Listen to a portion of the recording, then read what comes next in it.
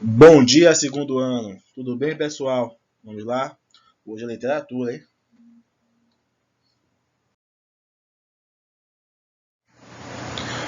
Romantismo no Brasil. Poesia 3, ou seja, terceira geração do romantismo no Brasil. É a última geração, hein? Chegamos lá. Página 71. Quem tiver o módulo já pode abrir na página 71.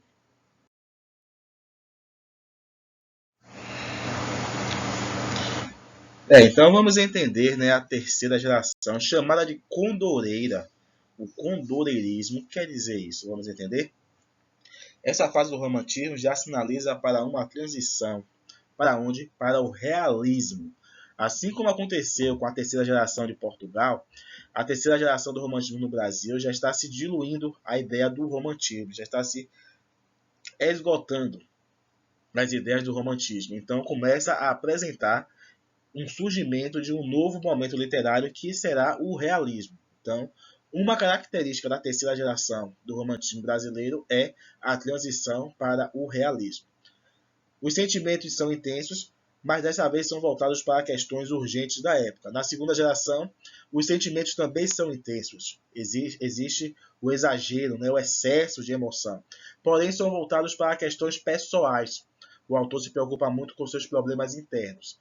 A terceira geração do romantismo tem um excesso de sentimento, de emoção, porém voltados para questões urgentes da época, problemas da sociedade daquela época. Por isso, causas sociais, como por exemplo a abolição da escravatura, são muito valorizados por essa geração, pela terceira geração. Os autores eles acreditam que a palavra é uma ferramenta de transformação social. Eles acham que através da obra deles, da poesia, das palavras que eles conseguem expressar, o sentimento que eles conseguem expressar através das palavras, eles podem conquistar mudanças no sistema social daquela época. E um alvo dessa mudança era o que incomodava bastante, que era a abolição da escravatura. Então, a poesia da terceira geração é vista como uma ferramenta social, uma ferramenta para combater problemas sociais, mazelas sociais. A geração adota o condor como símbolo. Daí é que vem o nome condoreira, condoreirismo, da ave, a ave condor. Por que o condor? O que é que tem a ver? O condor é visto como um símbolo de liberdade. Por isso, a terceira geração, eles se achavam livres para escrever sobre o que eles quisessem. Não importava que dentro daquele sistema de escravidão existiam pessoas de poder. Eles não temiam isso. Essa liberdade de escrever sobre o que eles quisessem, além disso, a capacidade de ter uma visão superior e privilegiada, que era algo marcante dessa geração, perceber as coisas, os problemas, e usar essa obra como ferramenta para conscientizar a sociedade, deu a eles, né, a ideia de ser como o poder de uma ave, de sobrevoar, de perceber, de ser livre. E a ave escolhida para representar foi o condor. Por isso que veio o nome de geração condoreira ou condoreirismo, se referindo assim à terceira geração do romantismo brasileiro. Então vamos marcar as características que percebemos, tá bom? Transição para o realismo, não é isso? Transição para o realismo. Sentimentos voltados para questões urgentes da época, como causas sociais, abolição da escravatura. Temos mais o que? A obra como ferramenta de transformação social. A obra como ferramenta de transformação social. Condoreira, por ter adotado a ave condor como símbolo da sua geração, pela liberdade e pela visão privilegiada. São características, tá legal. Marca aí, quem tiver o caderno aberto aí. Quem tiver com o módulo também pode escrever ali do lado essas características, que com certeza vai ajudar vocês aí na avaliação.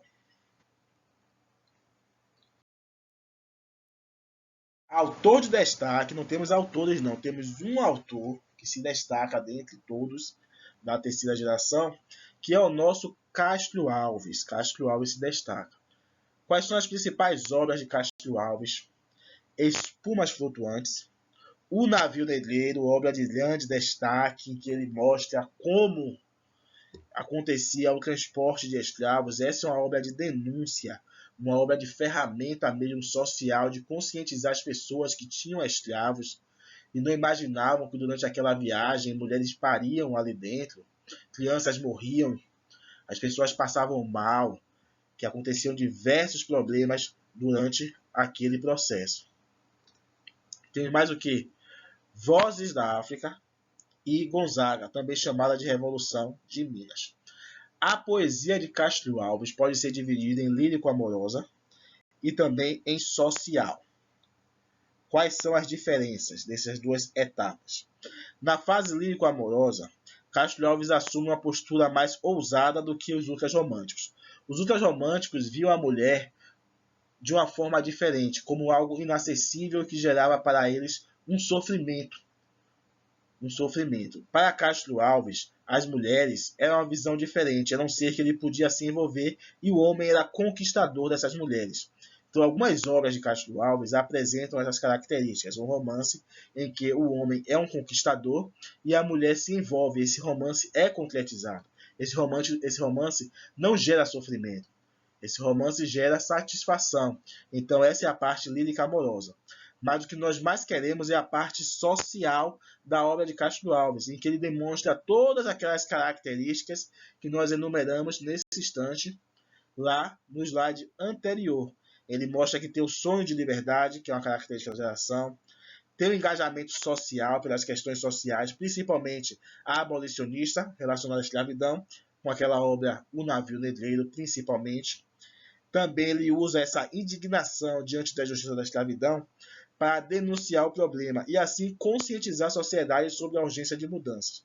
Então ele apresenta um cenário que as pessoas muitas vezes não se importavam ou não percebiam e mostra que é necessário mudar. Isso tudo através de sua poesia.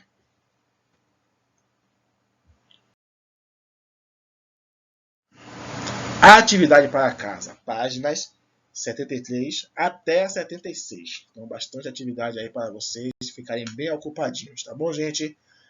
Então, finalizamos. Vimos romantismo, visão geral. Já vimos e já revisamos. Vimos primeira, segunda e terceira geração do romantismo em Portugal.